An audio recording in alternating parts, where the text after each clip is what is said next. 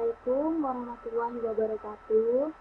Sebelum memulai pembelajaran, mari kita berdoa terlebih dahulu. Bismillahirrahmanirrahim. Ila hadrati Nabi Mustafa Muhammadin Rasulullah sallallahu alaihi wasallam lahumul Fatihah. A'udzubillahi minasyaitonirrajim. Bismillahirrahmanirrahim. Alhamdulillahirabbil alamin arrahmanirrahim. Maliki yaumiddin. Iyyaka na'budu wa iyyaka nasta'in. Ihdinas siratal mustaqim siratal ladzina an'amta 'alaihim ghairil maghdubi 'alaihim waladdallin amin. Bismillahirrahmanirrahim. Raditu billahi robba wa bil islami dina wa bi Muhammadin nabiyya wa rasulah. Rabbi zidni ilma warzuqni fahma. Amin. Nah, selamat pagi semuanya. Semoga kita selalu diberikan kesehatan oleh Allah Subhanahu wa Ta'ala. Nah, sebelumnya Ibu akan mengenalkan diri terlebih dahulu, karena pada minggu lalu pada saat sesi perkenalan diri Ibu tidak bisa melanjutkan mengikuti Zoom meeting karena ada kendala pada jaringan internet. Nah, nama Ibu sendiri adalah Suci Alifia. Ibu berasal dari Kalimantan Barat. Nah, Ibu mengajar mata pelajaran Bahasa Indonesia di kelas 7A dan 7B. Ibu di sini menggantikan Ibu Imro'atul, tetapi hanya untuk beberapa pertemuan saja. Nah, sebelumnya pastinya Ibu Imro'atul telah menjelaskan materi tentang teks deskripsi kan. Nah, Ibu sekarang akan mengulas kembali apa itu teks deskripsi. Nah, teks deskripsi berasal dari bahasa Inggris description, yang berarti melukiskan peristiwa atau objek yang berisi gambaran mengenai suatu keadaan. Nah, sehingga pembaca seolah-olah melihat, mendengar, atau merasakan keadaan tersebut secara jelas dan terperinci.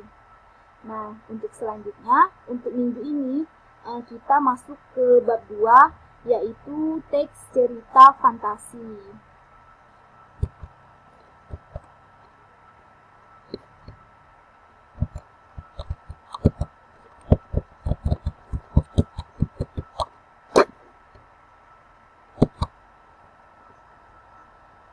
Di sini ada bab 2, yaitu memahami dan menciptakan cerita fantasi.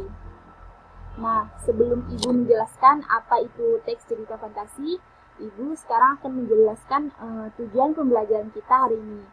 Nah, yang pertama, menjelaskan ciri tokoh, latar, alur, dan tema pada cerita fantasi dan menunjukkan buktinya pada teks yang dibaca atau didengar. Yang kedua, menentukan jenis cerita fantasi dan menunjukkan buktinya pada teks yang dibaca atau didengar. Yang ketiga, menyimpulkan tokoh dan latar cerita fantasi. Yang keempat, menyimpulkan urutan cerita fantasi. Dan yang kelima, menceritakan kembali cerita fantasi, isi cerita fantasi baik secara lisan maupun tulisan. Nah, selanjutnya, apa teks cerita fantasi itu?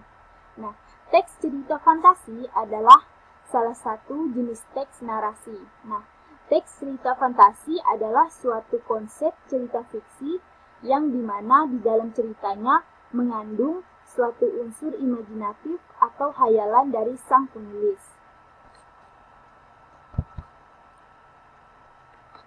Nah, selanjutnya di sini ada ciri-ciri cerita fantasi. Ciri-ciri cerita fantasi sendiri dibagi menjadi 6 bagian.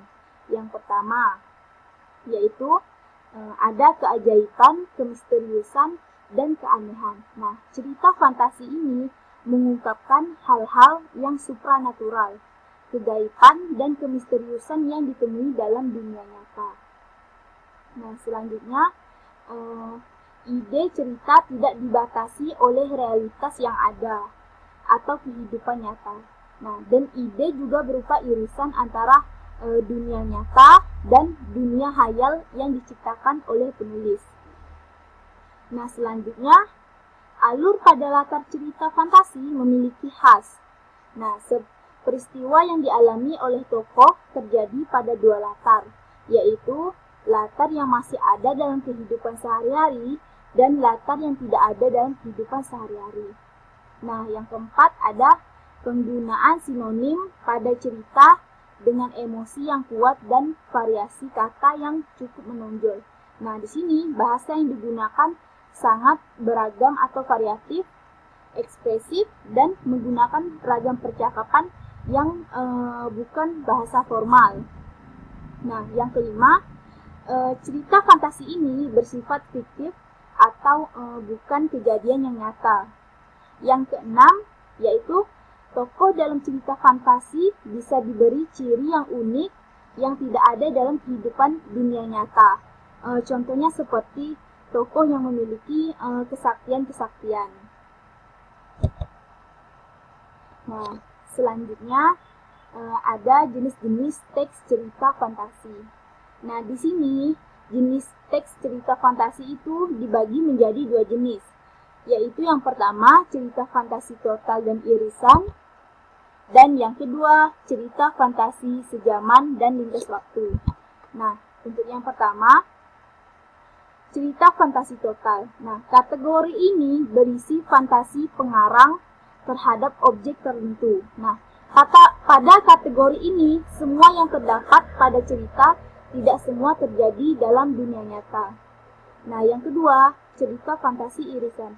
Nah, dalam kategori ini berisi cerita fantasi yang mengungkapkan fantasi tetapi masih menggunakan nama-nama dalam kehidupan nyata. Nah, menggunakan nama tempat yang sama pada dunia nyata atau peristiwa yang pernah terjadi pada dunia nyata. Nah, selanjutnya untuk yang kedua, cerita fantasi sejaman dan lintas waktu. Nah, latar fantasi sejaman maksudnya latar yang digunakan satu masa, seperti fantasi masa kini, masa lampau, atau masa yang akan datang atau futuristik. Nah, untuk latar fantasi lintas waktu maksudnya berarti cerita fantasi yang menggunakan dua latar waktu yang berbeda. Misalnya masa sekarang dengan masa pada zaman prasejarah, dan masa sekarang dan masa 50 tahun mendatang atau futuristik. Nah, selanjutnya di sini ada struktur teks cerita fantasi. Struktur teks cerita fantasi dibagi menjadi 4. Yang pertama yaitu orientasi atau pembukaan. Yang kedua ada konflik. Yang ketiga ada resolusi. Dan yang keempat ada koda atau penutup. Nah, untuk orientasi sendiri yaitu di mana pengarang memberikan pengenalan tentang tema, penokohan, dan sedikit alur cerita kepada para pembaca.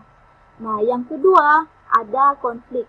Nah, untuk di bagian ini terjadinya permasalahan dimulai dari awal hingga menuju puncak masalah. Nah, yang ketiga ada resolusi. Nah, di bagian resolusi ini merupakan penyelesaian dari permasalahan atau konflik yang sedang terjadi. Nah, resolusi merupakan bagian penentu yang mengarah pada ending. Nah, yang keempat ada koda, yaitu penutup.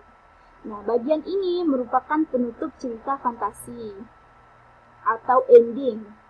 Nah, ending sendiri dibedakan menjadi dua, yaitu happy ending dan sad ending. Nah, sekarang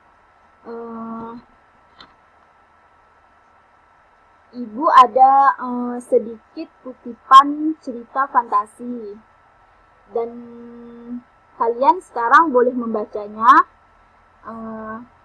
Dan setelah kalian membaca cerita tersebut, kalian harus bisa mengidentifikasi karakter unsur pembangun dari cerita fantasi tersebut. Nah, setelah itu kalian akan tahu siapa saja tokoh pada cerita tersebut, dari mana sumber cerita tersebut, dan keajaiban apa saja yang ada pada cerita tersebut. Silahkan dibaca terlebih dahulu. Nah, kalau sudah, sepertinya itu saja penjelasan materi pembelajaran dari Ibu untuk hari ini. Ibu harap apa yang sudah Ibu sampaikan bisa dimengerti dan bermanfaat untuk kalian semua. Nah, sekarang Ibu akhiri. Wassalamualaikum warahmatullahi wabarakatuh.